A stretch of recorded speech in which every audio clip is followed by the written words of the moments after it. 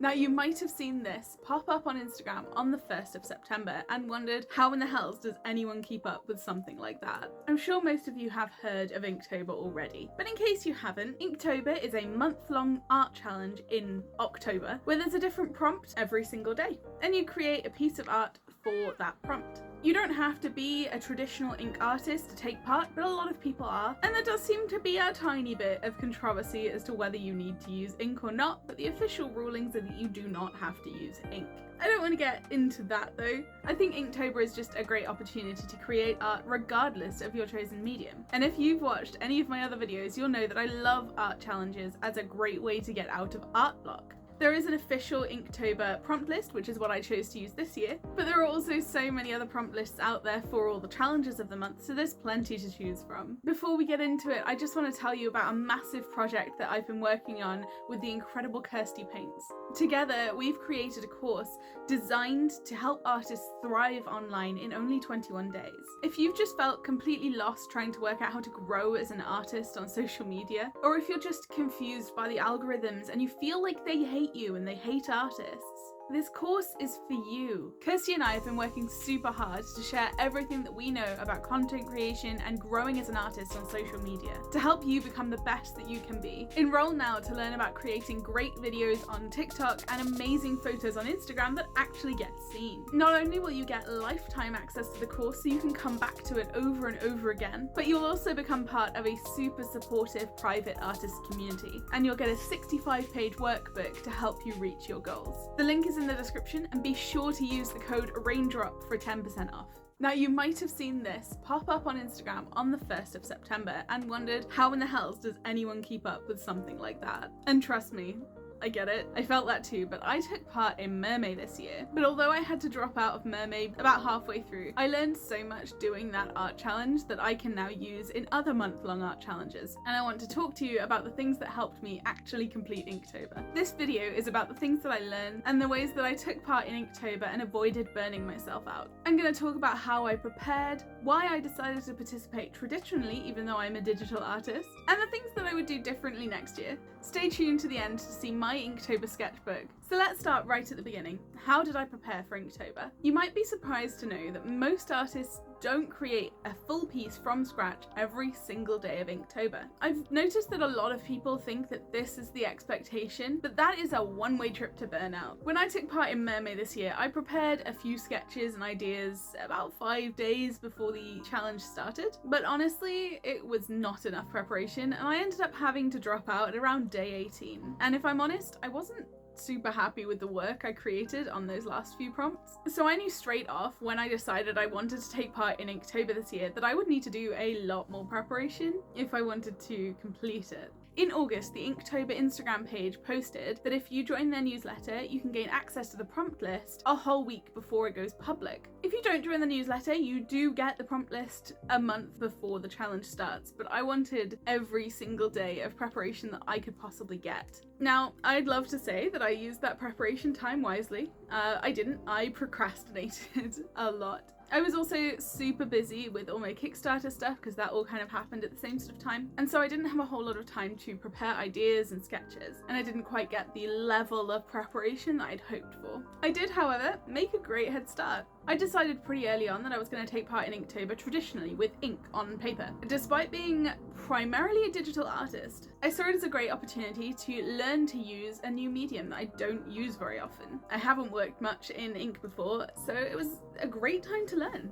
But I did decide that although I would be creating my final pieces traditionally, I wanted to work on my ideas and sketches digitally. The reason for this is that I find sketching digitally so much more accessible for me. I love that it doesn't involve any setup. I can just pick up my iPad and start sketching literally anywhere. But more importantly, I love that I can make really quick changes during the process without having to redraw and erase whole sections, because that kind of thing takes me out of the creative flow and I am very easily distracted and I'll forget what I was doing. So I went ahead and I created a digital sketchbook specifically for Inktober. If you don't know how to make one of those, I have made a short about it and I'll link it in the description box for you. I made 31 layers in this sketchbook, each named with the prompt for that day. And that is how every single one of my Inktober drawings started. Now, I only managed to get about 7 or 8 of these drawings prepared in September before the beginning of the art challenge, but it was enough of a head start that I was able to keep that up really easily and keep that head start. I also used the sketchbook to jot down any ideas that I had for specific prompts on their layer so that I knew what I wanted to draw when it came to sketching it up. And it just made that decision making process just a little bit easier, because I don't know about you, but I'm really bad at making decisions.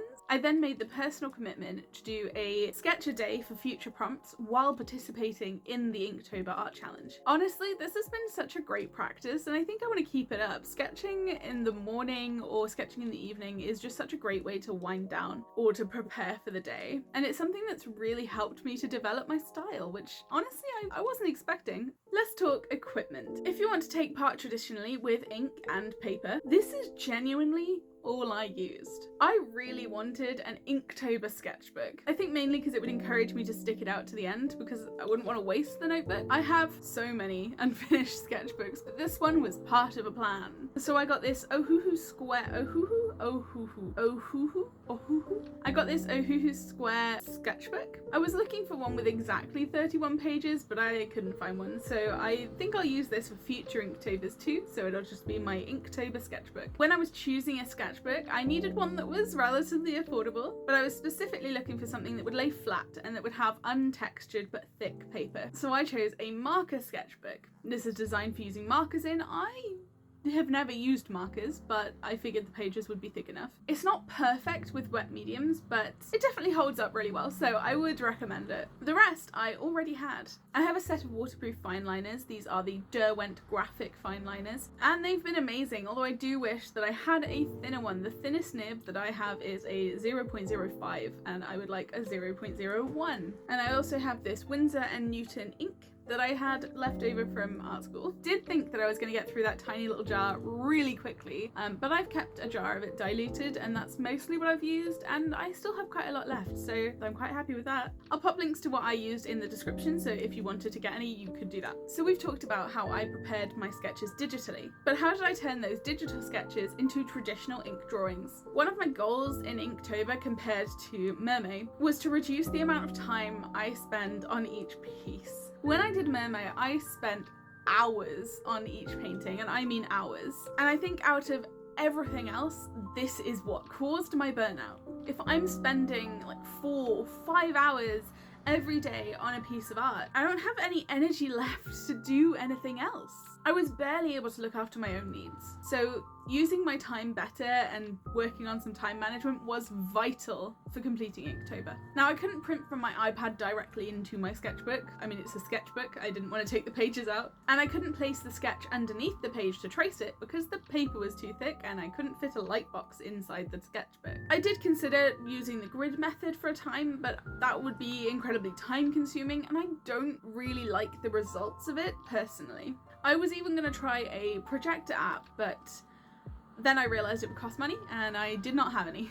In the end, I used a different tracing method, and you might remember this one from primary school. I used a really soft 8B graphite stick to scribble all over the back of the printout. I then laid it over the sketchbook page using some washi tape to prevent it moving about, and then I just traced over the sketch. This imprints the drawing onto the sketchbook page very lightly, which I was then able to make any corrections to and then erase lightly with a putty eraser to leave an imprint. This left the sketch outline so that I could then ink it. I know there will be people who disagree with this method who will say, oh, it's cheating, you're tracing, but it's literally my own drawing anyway, and it saved me literal hours of time. So I think I'll prioritise my mental health on this one. After tracing my sketch across, I used my fine liners to get all the line work down. And then came the fun part, working with the diluted ink. I only used one brush through most of this process, and I would build up layers of ink to increase the intensity on different pieces. Working with ink this way reminds me very much of working with watercolour, and honestly it's what's kind of made me fall in love with this medium.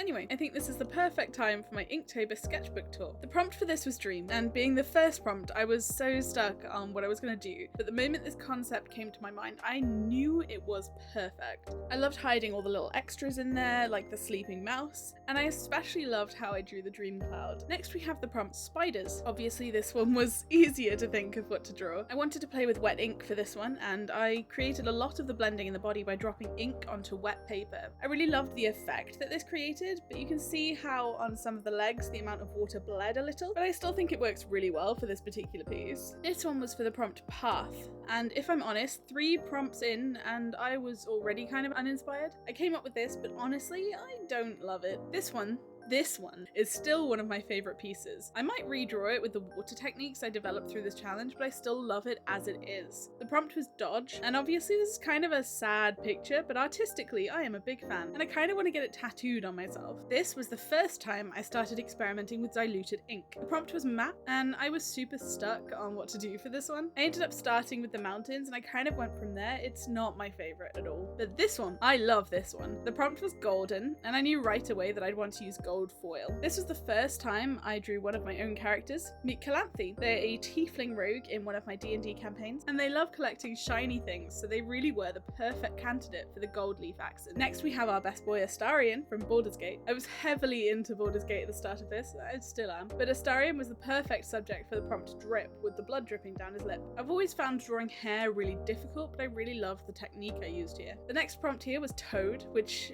I guess is obvious. Now I'm more of a frog person, but I find toads kind of fantastical and magical, so I played on that theme by adding all the extra eyes. This one was surprisingly popular on Instagram. Next is Bounce.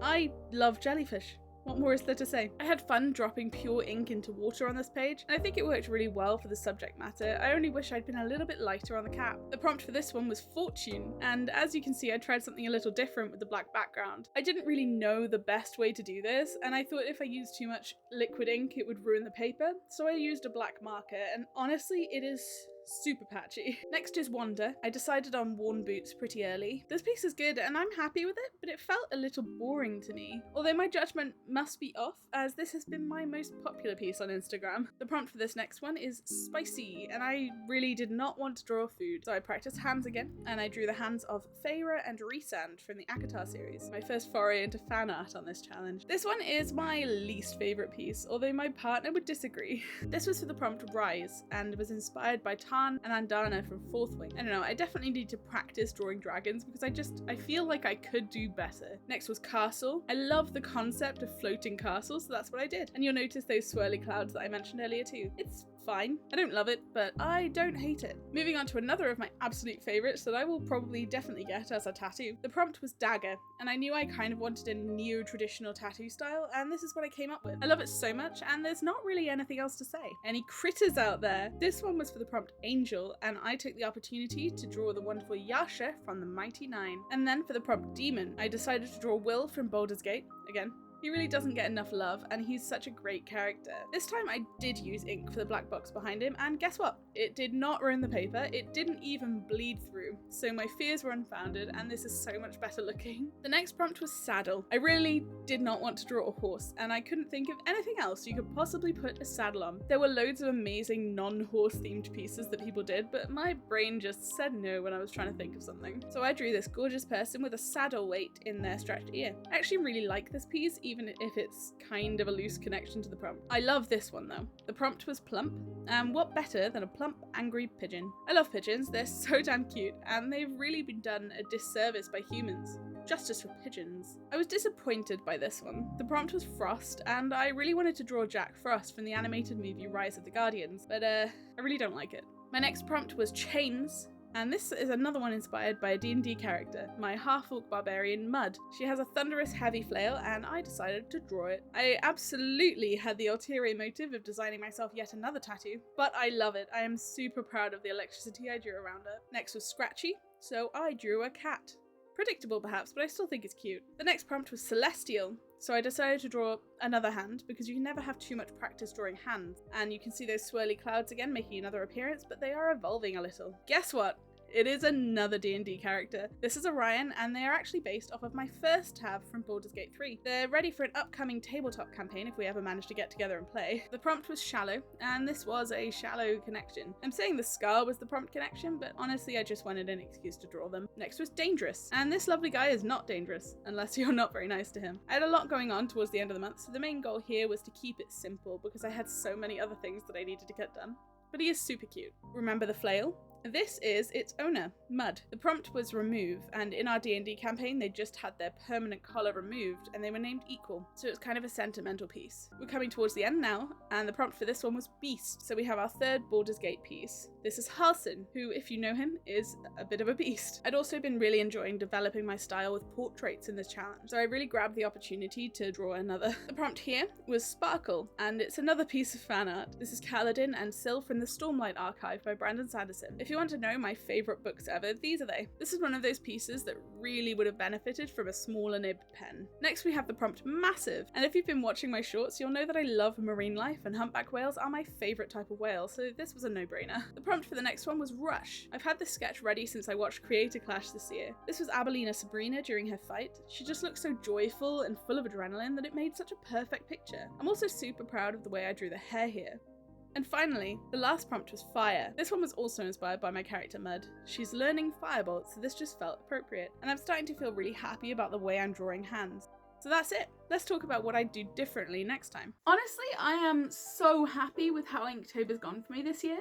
I've learned so much about working with ink and developing my own style. It's inspired me to work with ink a lot more in the future and even to get back into working with watercolour again. I'm so proud that I managed to keep out of artist block and burnout, and I even managed to move around a lot of my priorities and fit in huge projects this month, like the course I mentioned earlier. But even with all that, there are still a few things that I would approach differently next year. The biggest thing for me would be to actually do the preparation that I'd intended to. While I managed really well sketching every single day and completing a finished piece, I would have loved the freedom to not have to think about what I wanted to draw or how I wanted to draw them. So I would definitely make full use of the prompt list being available a whole month early and actually get my ideas and my sketches planned. I think another thing that I'd like to do is create a themed Inktober. I saw a lot of other creators creating amazing themed Inktober pieces where they would take a single character through every single prompt. I loved seeing Laurie Conley Art's adorable ghost, and I'd love to take a similar route myself next year. Perhaps a series of hands for each prompt or a character,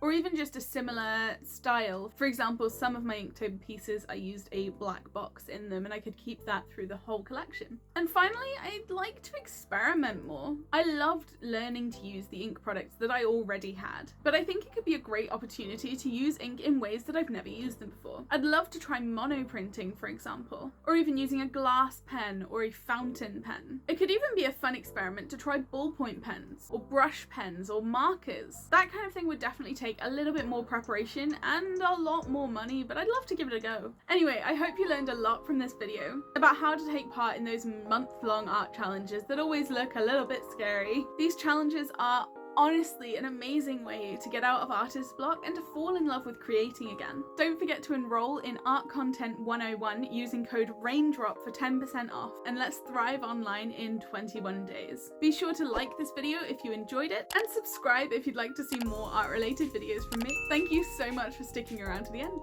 Bye!